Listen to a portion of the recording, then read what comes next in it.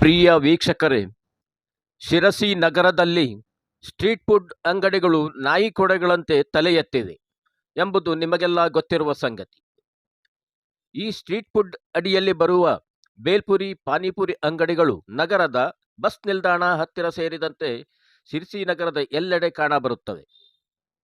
ಪ್ರಿಯ ವೀಕ್ಷಕರೇ, ಇತ್ತೀಚಿನ ದಿನಗಳಲ್ಲಿ ಜಂಕ್ ಫುಡ್ ಸೇವನೆಯಿಂದ ಹೃದಯಾಘಾತ ಪ್ರಕರಣಗಳು, ಅದರಲ್ಲೂ ಹರಿಹರೆಯದವರಲ್ಲಿ ಕಾಣಿಸಿಕೊಳ್ಳುತ್ತಿರುವುದು ಸುಳ್ಳೇನೂ ಅಲ್ಲ.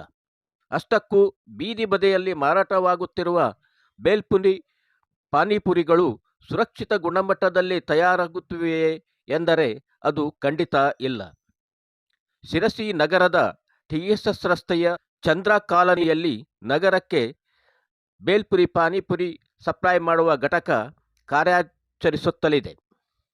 ಆದರೆ ಇಲ್ಲಿ ಯಾವುದೇ ಪರವಾನಗಿ ಹೊಂದದೆ, ಆಹಾರ ಇಲಾಖೆಯ ಫುಡ್ ಸೇಫ್ಟಿ ಲೈಸೆನ್ಸ್ ಪಡೆಯದೆ, ನಗರಸಭೆಯ ಟ್ರೇಡ್ ಸರ್ಟಿಫಿಕೇಟ್ ಪಡೆಯದೆ ಆಹಾರ ಪದಾರ್ಥ ತಯಾರಾಗುತ್ತಿರುವುದು ಕಾಣಬರುತ್ತದೆ.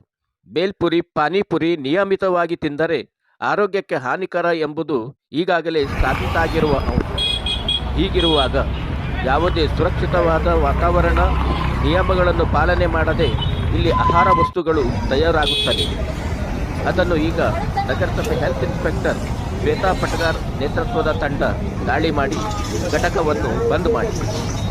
ನಗರಸಭೆ ಸ್ಟ್ರೀಟ್ ಫುಡ್ಗಳ ಮೇಲೆ ಕಾನೂನು ಕ್ರಮ ಬಿಗಿಗೊಳಿಸಬೇಕಾಗಿರುವುದು ಈಗಿನ ಅನಿವಾರ್ಯ ಹಾಗೂ ಅಗತ್ಯ. ಪೃಥ್ವಿರಾಜ್ ನ್ಯೂಸ್, ಶಿರಸಿ, ಉತ್ತರ ಕನ್ನಡ. ಕ್ಲೋಸ್ ಮಾಡಿಸ್ಬೇಕು, ಯಾಕಂದ್ರೆ ಕಂಪ್ಲೇಂಟ್ ಜಾಸ್ತಿ ಬಂದಿದೆ. ಇಲ್ಲಿ ಗಲೀಜು ಮಾಡ್ಕೊಂಡು ಮಳೆ ನೀರು ಉಪಯೋಗಿಸ್ಕೊಂಡು ನೀವು ಪೂರಿ ರೆಡಿ ಮಾಡ್ತೀರಾ ಅಂತೆಲ್ಲ ಕಂಪ್ಲೇಂಟ್ ಬಂದಿದೆ. ನೀವು ಹೇಳ್ತಾ ಇದ್ದೀರಾ ಅದು ಕಂಪ್ಲೇಂಟ್. ಈಗ ಇಲ್ಲಿ ನೋಡಿ, ಕಂಪ್ಲೇಂಟ್ ಬಂದಿರೋದು ಹಂಗ್ ಬಂದಿದೆ. ಕಂಪ್ಲೇಂಟ್ ಮಾಡಿರೋದು ನೀವು ಮಳೆ ನೀರೆಲ್ಲ ಉಪಯೋಗಿಸಿ, ಅವ್ರು ನೋಡಿದಾರಂತೆ ಮಳೆ ನೀರೆಲ್ಲ ನೀವು ಉಪಯೋಗಿಸ್ಕೊಂಡು ಪೂರಿ ರೆಡಿ ಮಾಡ್ತಿದ್ದೀರಾ ಅಂತ ಹೇಳಿ. ಈಗ ಸದ್ಯಕ್ಕೆ ನೀವು ಕ್ಲೋಸ್ ಮಾಡ್ಲೇಬೇಕು, ಯಾಕಂದ್ರೆ ಇಲ್ಲಿ ನೀವು ಇದು ರೆಡಿ ಮಾಡ್ಲಿಕ್ಕೆ ಫುಡ್ ಸೇಫ್ಟಿ ಯಾವ್ದು ಸರ್ಟಿಫಿಕೇಟ್ ಇಲ್ಲ, ಅದಂತೂ ಗೊತ್ತಿದೆ. ನೀವು ಅಂಗಡಿ ನಡೆಸೋದಕ್ಕೆ ನಿಮ್ದು ಅಂಗಡಿ ನಡೆಸ್ತಿರೋದಕ್ಕೆ ಇರಬಹುದು. ನಾನು ಇಂಡಸ್ಟ್ರಿ ಬೇರೆ ಏರಿಯಾದಲ್ಲಿ ಮಾಡ್ತೀನಿ. ನೀವು ನೆಕ್ಸ್ಟ್ ಮಾಡೋದಾದ್ರೆ ಇಲ್ಲಿ ಈಗ ಮಾಡಬಹುದು. ಇದು ಏನು ಕಾಪಿ ನಿಮಗೆ, ಕಾಪಿ ಸಿಗ್ನೇಚರ್ ಎಂತ ಬರ್ತಿದೆ?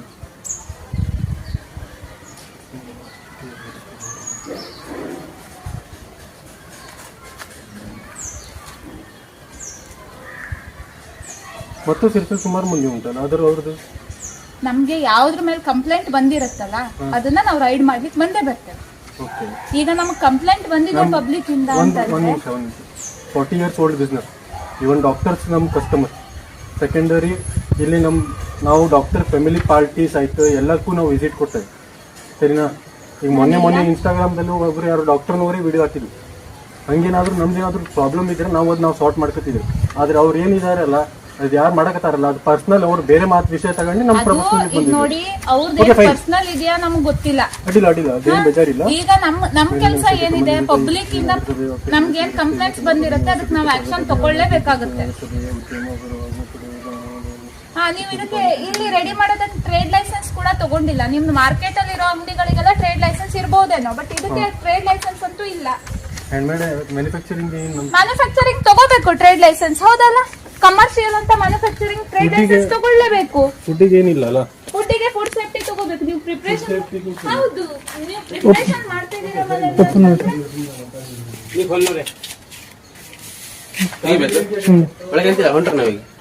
ಓಪನ್ ಮಾಡಿ, ಒಂದ್ಸಲ ಓಪನ್ ಮಾಡಿ, ಯಾಕಂದ್ರೆ ನಾವು ವಿಡಿಯೋ ತಗೊಂಡಿಲ್ಲ ಅಂತ ಪ್ರಾಬ್ಲಮ್ ಆಗುತ್ತೆ. ಓಪನ್ ಮಾಡಿ.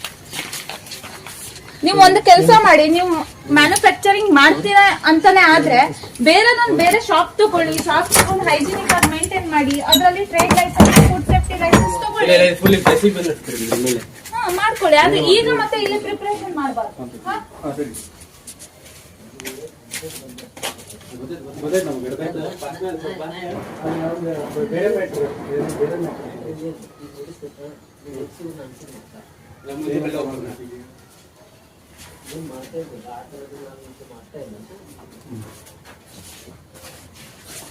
Perché ಗಾಡಿ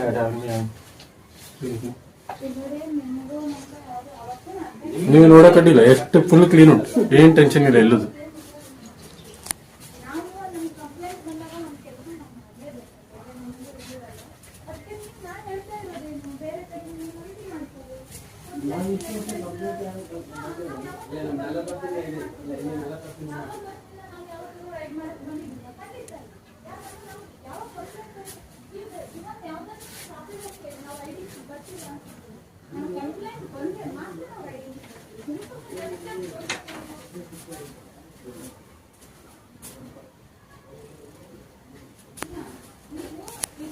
ಆಯ್ತಾ ಏನಿದೆ ಅದು, ಏನು ಇಲ್ಲೇ ಮಾಡುದಿದ್ರೆ